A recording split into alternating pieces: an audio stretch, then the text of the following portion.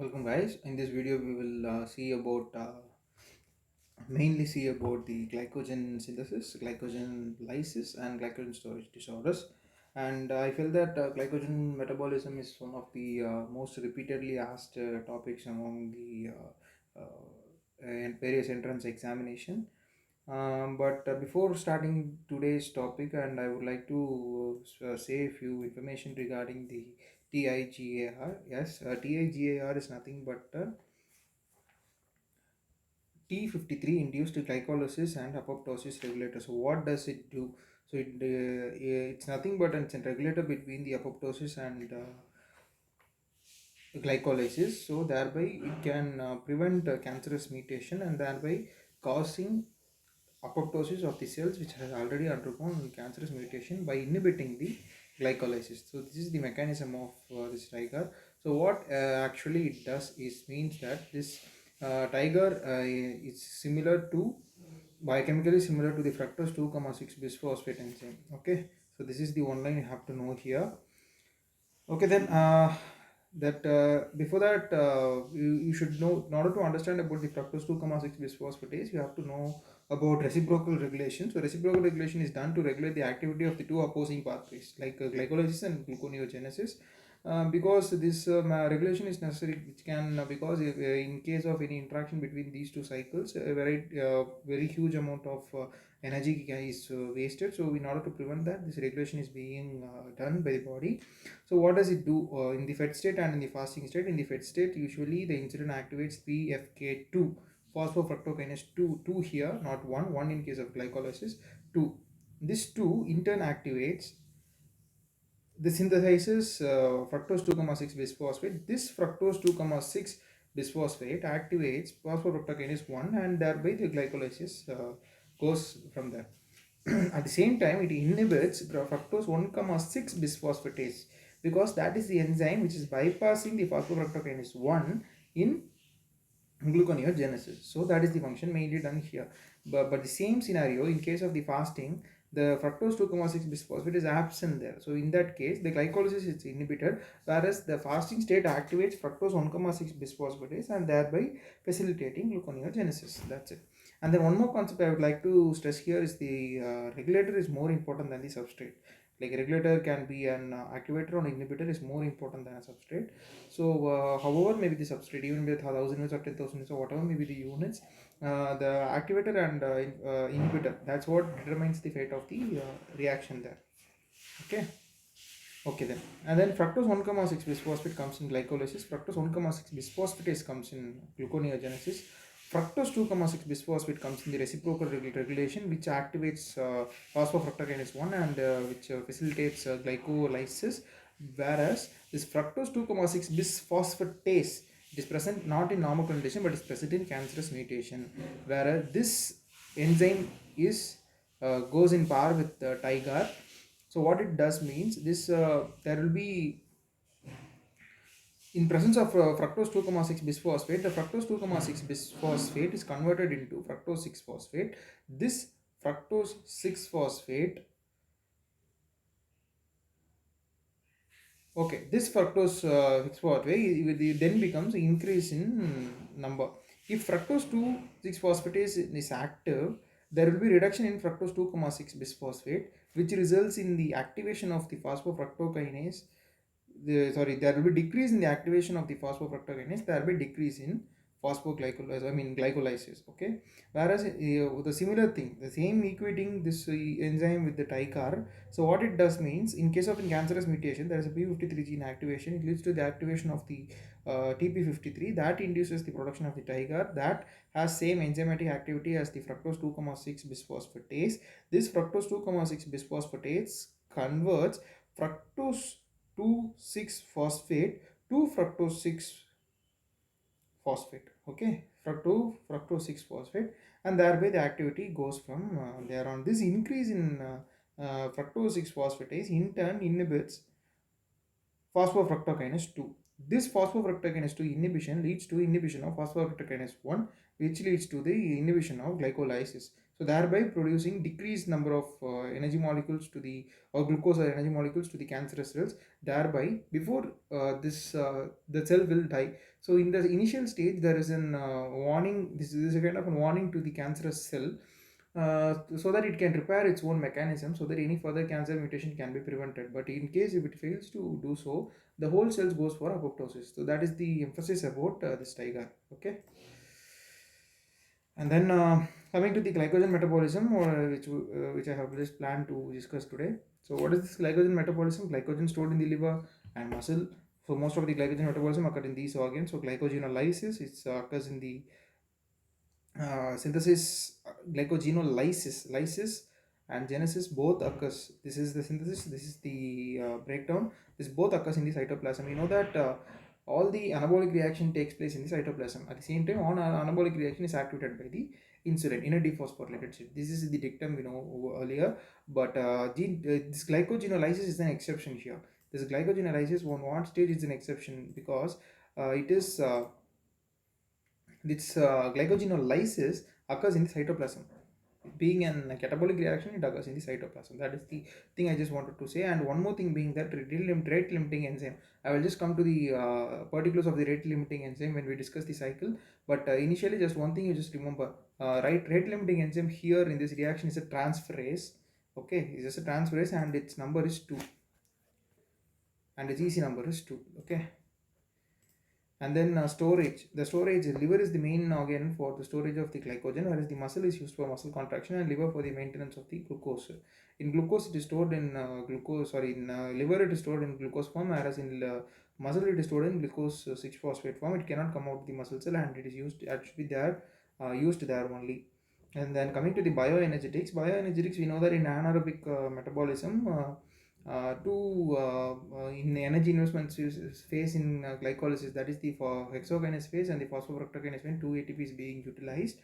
And then in other steps of the glycolysis, that 5 ATP section produced by the 2 NADH by phospho 3 glycero P, what is that? G3PD enzyme. That G3PD enzyme which utilizes NAD without by using ATP, it converts the NAD into NADH. That doesn't happen, so the 5 ATP is not produced. Whereas the substrate level phosphorylation, which occurs in the phosphofructokinase and also in the phosphofructokinase and the pyruvate kinase enzyme happens. So 4 ATP, 4 minus 2 ATP is equal to 2 ATP occurs in the anaerobic glycolysis. Whereas in case of muscle glycogen metabolism, there is no need for an pyruvate kinase. There is no need for an hexokinase step. So there is 4 minus 1 only. So totally 3 ATP is being produced in muscles. And coming to the genesis part. So genesis part, the main primer is the glycogenin, and So glucose, we know that glucose 6-phosphate, it is present in the liver only. Glucose 6-phosphate is produced, and phosphoglucomutase. Whereas in glycolysis we have phosphoglycomutase. Okay, here is a glucomutase, there is a glyceromutase. Phosphoglyceromutase in glycolysis, phosphoglucomutase in glycogen metabolism. Okay, and then this phosphoglucomutase, it converts glucose 6-phosphate to glucose 1-phosphate, and glucose 1-phosphate is converted in, it's a activated form. It is converted into an activated form by UDP glucose pyrophosphate. And then this UDP glucose pyrophosphate, there is a transfer of glucose molecules is occurs, and it gets attached to the 1,4 position, and by the enzyme glycogen synthase. So the rate limiting enzyme I said earlier, right? This is the synthase I'm just talking about, glycogen synthase in case of glycogenesis.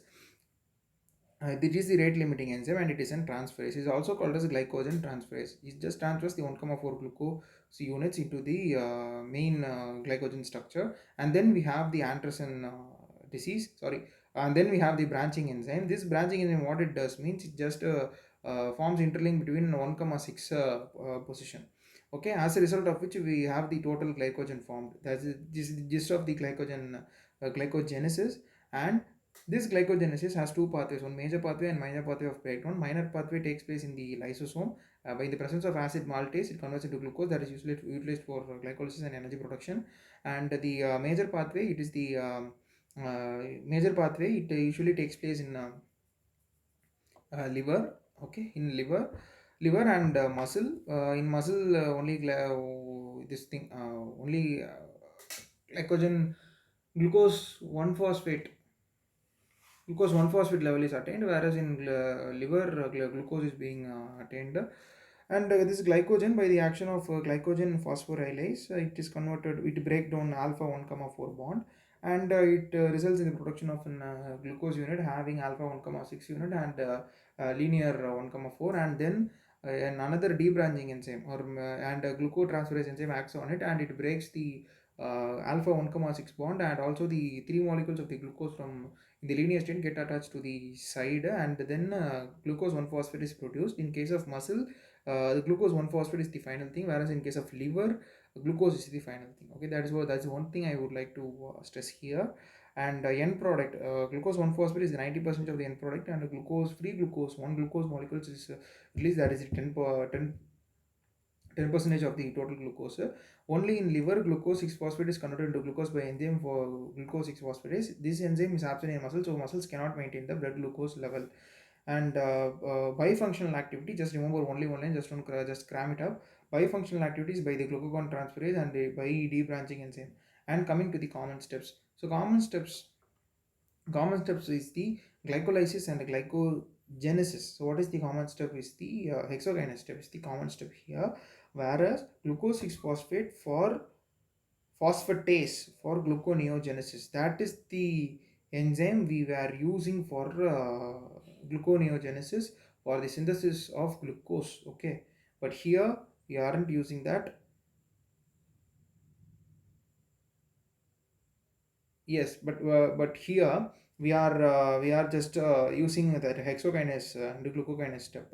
Okay, and the enzyme is the glycogen phosphorylase. The glycogen phosphorylase. Can you remember where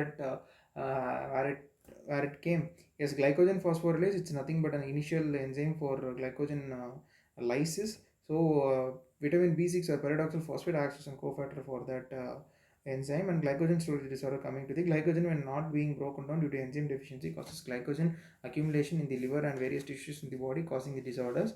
And I will just mention the important point which is necessary to solve the questions. Yes, just very minute important points. I will not be able to cover the whole points because that would doesn't solve the purpose of the video itself. This glycogen storage disorders, the main feature is the hyperglycemia, because that is being not done. Glycogenolysis usually occurs in case of starvation or the state only, right? When the enzyme is deficient, the purpose is not achieved, so the hyperglycemia intervenes. Muscle glycogen disorders, the same thing. When muscle is doing excess work, it results in muscle cramp and exercise intolerance. And the product is not formed, so it cannot utilize its energy. So type 1 disorder is the 1 Greek disorder, is the most common. Glucose 6 phosphatase. The glucose 6 phosphatase is the enzyme which converts glucose to the glucose 1 phosphate. Okay, so the main organ affected is the liver, and it is the most severe. Ketosis, hepatomegaly is seen. I will just say what is not seen. Okay, then that would be easier. And there is everything is severe here, but there is no splenomegaly. Okay, there is no splenomegaly, but there is enlargement of the kidney. There is hepatomegaly, hypertriglyceridemia, lactose. Everything will be there, but there is no splenomegaly. That is the key thing. You have to mention it here, and it is seen in the liver. And coming to the type 2 on this, the pompase, acid maltase. So already said that it happens in the lysosomal. It is the only glycogen storage disorder, is also a lysosomal storage disorder. And what is the features? Features being that this enzyme is present in liver, muscle, and brain. So in muscles, it causes hypotonia. So the baby which presents as the only floppy child, and the cardiac is the cardiomegaly, hypoglycemia, and hepatomegaly can be seen. And coming to the type 3 is the core is before that. Okay, before that, I would like to say about the branching enzyme. The branching enzyme which produces branch at the alpha 1 comma 6 unit in the activated glucose molecule, right? That is the Anderson enzyme. It doesn't have that much of the significance. I'm just saying it. A, that is the type 4. Type 4 A. So A, next letter is B. So branching enzyme is deficient here. Type 3 is core E3. Core E3 re3. Okay, re. So remember it that way. After C comes the D. So debranching enzyme is the deficient factor here. But here the splenomegaly is seen. That is the key factor here. Okay. Here the splenomegaly is seen. Also, there is an similarity, like there will be mild hypoglycemia, there will be mild ketosis, there will be no kidney enlargement, and there will be no lactic acidosis is there, but limit extents can be present in type 3. That is the thing I have to say. And one fact about you have to cram here is the in case of when glucagon is administered to the type 3, blood glucose level increases only in fed states but not in the fasting state, whereas in glucagon administration, blood glucose level does not increase in both the fed and fasting state. So the regulation of the glucogen metabolism is mainly by the insulin and this thing, glucagon. So there is nothing more than that. So glycogenesis is the rate limiting enzyme. Glycogenesis, the rate limiting enzyme, is the synthase, whereas the for lysis, glycogen phosphorylase is the rate limiting enzyme. This is called as reciprocal regulation. And then activators and inhibitors, that anything which glucagon, so glucagon is have it this way: one side is insulin, it's in another side is glucagon. Glucagon phosphorylation, so any compounds which increases phosphorylation, uh, phosphorylated form. So phosphorylation, what does it do? Just think for a moment, you will get an answer. Yes, so the active phosphorylated form of the glycogen phosphorylase, what is it used for? It is used for, we need glucose, right? That is the we need glucose in case of glycogen, the glucose in the fasting state. So the phosphorylated form is activated by the glucagon. Okay, and then yes, what I'm trying to say is activators of the enzymes are CAMP, glucagon, epinephrine, 5-AMP, calcium, or calcium comodulin complex. This phosphorylates inactive glycogen phosphorylase to glycogen phosphorylase activated form, phosphorylated form. There, from there, the enzyme is being taken away. The activated form is converted to dephosphorylated form by the inhibitors like phosphatase, removal of the phosphate, so dephosphorylation, insulin phosphatase, fructose 1 phosphate, glucose 6 phosphate, and ATP. So how does this fructose 1 phosphate, glucose 6 phosphate? That's just an end product inhibition. So it just commands to the body that already have enough of the glucose. Then why are you just activating this enzyme so that it produces more and more glucose? That's the end product inhibition is happening here. And then one thing I would like to stress here is the hereditary fructose intolerance. Hereditary fructose intolerance is the inherently there will be fructose 1,6 accumulation in the liver. So what that body does means there is an inherent reciprocal inhibition between there is an inherent reciprocal inhibition that is present between glucose 1 phosphate and rate limiting enzyme of the glycogenolysis. So there will be repeated episodes of hypoglycemia and will cause glycogen phosphorylation inhibition also. So that is the thing. Just you have to have yourself clear in the with the cycle and the table, and main thing, this important thing. Yeah, this is very very important. The questions are repeatedly asked only on this topic. And one thing extra I would like to say is here type 1. So type 1 is most common in children, and whereas the McArdle's I just said, right? McArdle's is a muscle, have it as a muscle. It's a type 5 disorder that is seen in adults. You can just see the enzymes there. Enzymes is not of a big thing. When rate limiting enzyme, glucogen synthase or transferase doesn't produce any kind of clinical manifestations. Okay, the activated, whereas the branching enzyme, branching enzyme produces Anderson's disease, acid maltase produces Pompey's disease, McArdle's disease in case of glycogen phosphorylase, rate limiting enzyme in the glycogenolysis, and glucan transferase. Yes, glucan transferase. This is important thing. This is one thing I would like to say here. McArdle seen in liver, McArdle seen in the muscle, here seen in liver. Okay, liver phosphorylase is being depleted here. So the difference being that there is no ketosis, there is mild hypoglycemia. Gluconeogenesis occurs here.